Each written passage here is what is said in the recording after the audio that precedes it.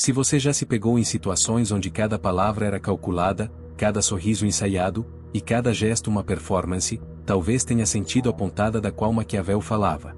Não se trata de uma condenação moral, mas de uma observação fria e precisa da natureza humana e das dinâmicas de poder que permeiam todas as nossas interações, das mais grandiosas às mais íntimas.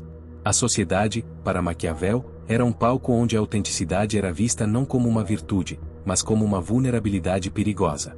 O homem que se mostrava como realmente era, com suas fraquezas, suas dúvidas e suas imperfeições, era o primeiro a ser devorado.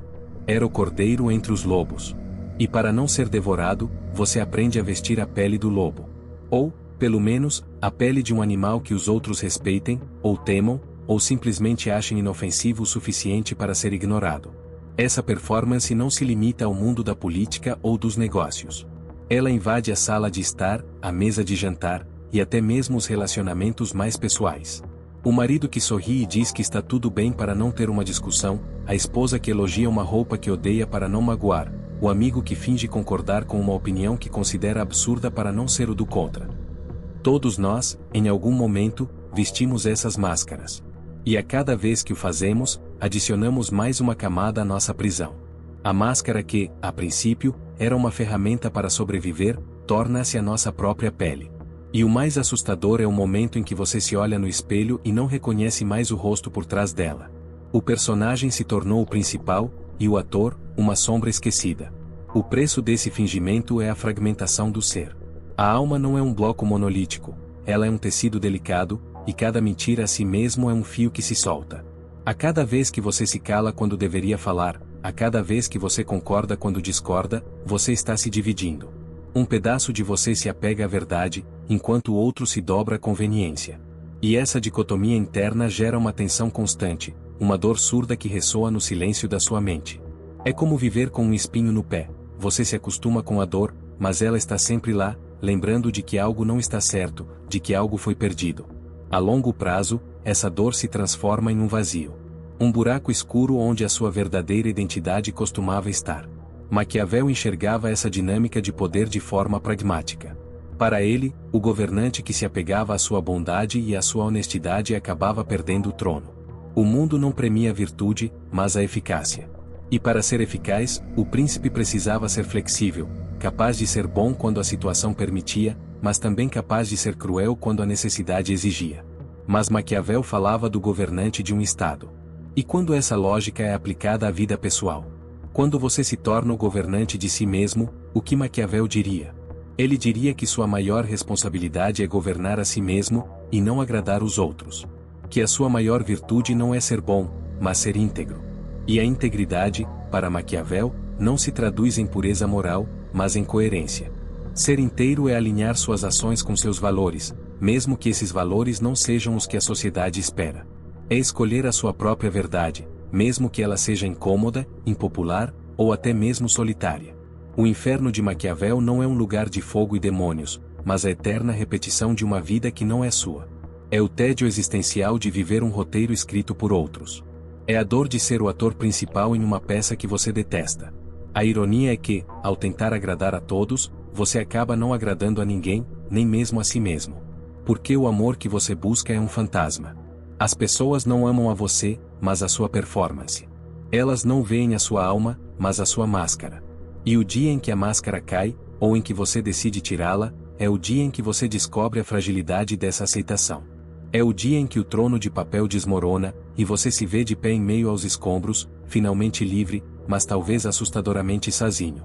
É nesse ponto que a liberdade surge, não como uma recompensa por ter sido bom, mas como a consequência de ter sido honesto. Honestidade consigo mesmo. É o reconhecimento de que o preço da conveniência é a sua própria alma. E que a verdadeira batalha não é contra os outros, mas contra o personagem que você criou.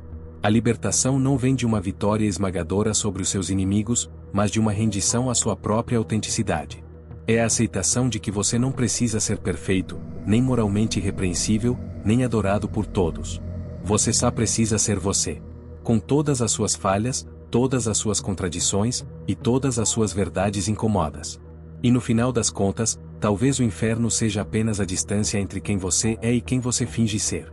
Aprofundando essa análise, percebemos que o jogo de máscaras é uma herança de um instinto primário de sobrevivência.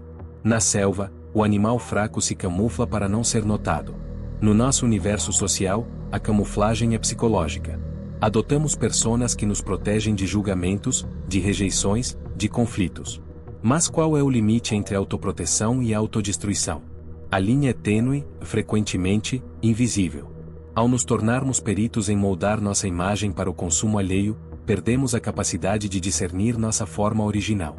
A performance contínua exige uma vigilância constante, uma energia que poderia ser usada para criar, para amar, para viver de forma plena. Em vez disso, essa energia é gasta em manter a ilusão.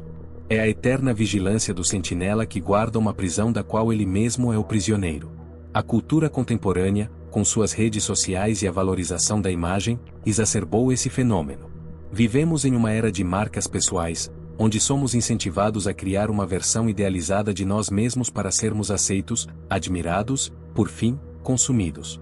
O que Maquiavel via como uma estratégia de poder para o príncipe, agora é uma exigência social para o cidadão comum. O curtir, o compartilhar e o seguir tornaram-se as novas moedas de validação. Cada foto editada, cada post cuidadosamente redigido, é uma nova camada de maquiagem na máscara que usamos. E a ironia se aprofunda. Ao buscar a aprovação de milhões, nos tornamos mais alienados de nós mesmos. A multidão nos aplaude, mas o eco na nossa própria alma é de um silêncio perturbador. A filosofia existencialista de figuras como Jean-Paul Sartre nos ajuda a compreender a gravidade desse cenário. Sartre falava da má-fé, o ato de negar nossa própria liberdade e responsabilidade ao nos identificarmos com papéis sociais. O garçom que se torna o garçom, esquecendo que ele é um ser humano livre que escolheu momentaneamente ser garçom. O homem que se torna o marido exemplar ou a mulher que se torna a mãe perfeita, perdendo-se nas expectativas de uma sociedade que o aprisiona. Maquiavel nos dizia como sobreviver no jogo, Sartre nos questiona se o jogo vale a pena. Maquiavel nos dá as ferramentas para manipular, Sartre nos convida a questionar a manipulação. Essa dualidade entre o pragmatismo maquiavélico e a angústia existencialista é o cerne da nossa crise de identidade. Vivemos entre a necessidade de sermos estrategistas em nossa própria vida e o anseio por uma autenticidade que parece cada vez mais distante. A solução, talvez, não esteja em rejeitar completamente Maquiavel, mas em compreendê-lo. A lição dele não é que devemos ser lobos, mas que devemos entender que os lobos existem. O conhecimento da natureza humana, em suas fraquezas e artimanhas, nos dá a capacidade de nos protegermos sem necessariamente nos transformarmos naquilo que tememos. A verdadeira sabedoria está em usar essa compreensão para proteger a nossa integridade, não para sacrificá-la em nome da conveniência. A busca pela coerência interna, por essa integridade de que Maquiavel falava no contexto do autogoverno, é o único caminho para a liberdade real. Não é um caminho fácil.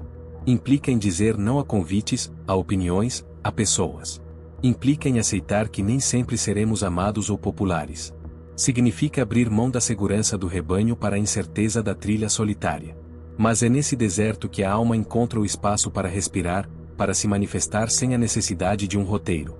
É no silêncio da ausência de aplausos que a sua verdadeira voz pode ser ouvida. E o que ela diz pode ser assustador, pode ser feio, pode ser imperfeito. Mas será seu. O processo de desmascarar-se é, muitas vezes, doloroso. É como um músculo atrofiado que, ao ser exercitado novamente, dói. As mentiras que contamos para os outros, principalmente, para nós mesmos, são como muletas que nos acostumamos a usar. E o ato de jogá-las fora nos deixa vulneráveis, cambaleantes, com medo de cair. Mas é essa vulnerabilidade que nos conecta novamente com o nosso núcleo. É o preço da verdadeira conexão, tanto conosco quanto com os outros. Porque a intimidade não pode florescer na presença de uma máscara. Apenas a amizade superficial e o amor condicional podem se sustentar em uma base de mentiras.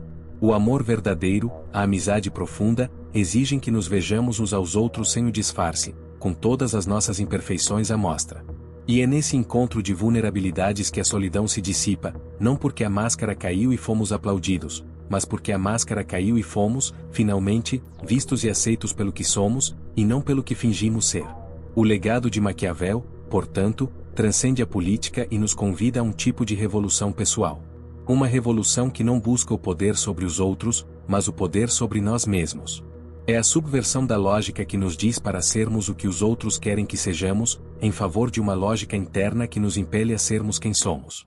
E no fim, talvez a única coisa que realmente importe, a única medida do sucesso de uma vida, não seja a quantidade de poder que acumulamos, ou o número de pessoas que agradamos, mas a distância que conseguimos diminuir entre o nosso rosto e a nossa máscara.